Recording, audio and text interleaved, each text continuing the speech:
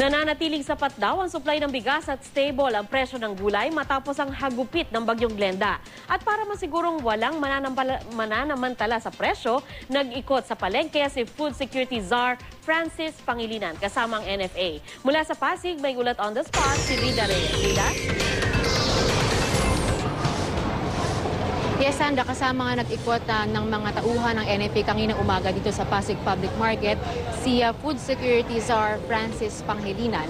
At maaga nga dumating kaninang umaga dito si Secretary Pangilinan para kamustahin ang bentahan at presyuhan ng bigas at iba pang pangunahing produkto. Sinamahan siya ni NFA Administrator Arthur Juan na ipinakita kung gaano kalakas ang bentahan ng NFA rice na higit na mas mura kaysa sa commercial rice. Kaya naman mula sa dating 3, 12 na ngayon, Sandra, ang rice retailers ng kanilang ina-accredit para magbenta ng NFA rice. Natuwa naman si Pangilinan na makitang sapat ang supply ng NFA rice at malakas rin daw ang demand para rito. Ibinalita rin sa kanya ng NFA na malabo raw na magkaubusan ng NFA rice dahil bukod pa sa unang 800,000 metric tons na imported NFA rice ay nagpapatagdag na rin sila ng karagdagang pang 400,000 metric tons bilang buffer stock hanggang sa matapos ang taon. Samantala, Sandra, kinamusta rin natin ang bentahan ng ilan pang pangunahing bilihin at magandang balita naman dahil nagtutuloy-tuloy na ang pag-normalize ng presyo ng bawang na ngayon ay nasa 120 hanggang 160 pesos na lamang kada kilo mula sa dating yung umabot ng 300 hanggang 400 kada kilo. Sa kabila niyan, Sandra, at sa kabila na nagdaang bagyong Glenda ay stable pa rin ang presyo ng maraming gulay maliban sa kamatis na may 5 pisong pagtaas mula sa dating 30 pesos per kilo nitong bentahan. Ayon pa kay Pangilinan, nasa assessment phase daw sila para matugunan ang pangangailangan ng mga agricultural area na tinamaan ng bagyong Glenda. We're doing our damage assessment. Dinala natin ang ating mga tao sa field para mag-monitor at i-assess ang damage.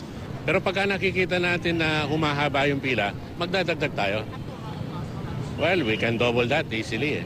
We can double that para mawalan lang ng pressure.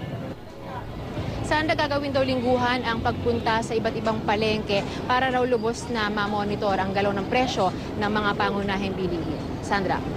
Rida, nakita ko sa video mo parang 27 per kilo yung NFA rice pero maraming lugar at medyo madalas, hindi talaga 27 yan, medyo mas mataas. Anong sinabi ni Pangilinan dyan dahil baka paglingat niya, pag siya'y nalingat o hindi na nakatingin, hindi na yan ang presyo?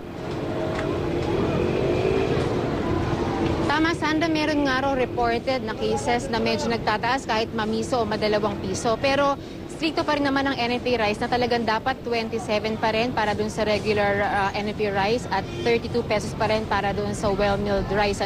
Kung sakali po na tayo ay encounter nitong mga nananamantala na nadadagdagan yung NFA rice, ay meron silang hotline ng NFA na kaagad po dapat i-report dahil may kaukulangan na parusa na nahaharap para sa mga retailer na yan. Sandra. Okay, maraming salamat sa iyo, Rida Reyes.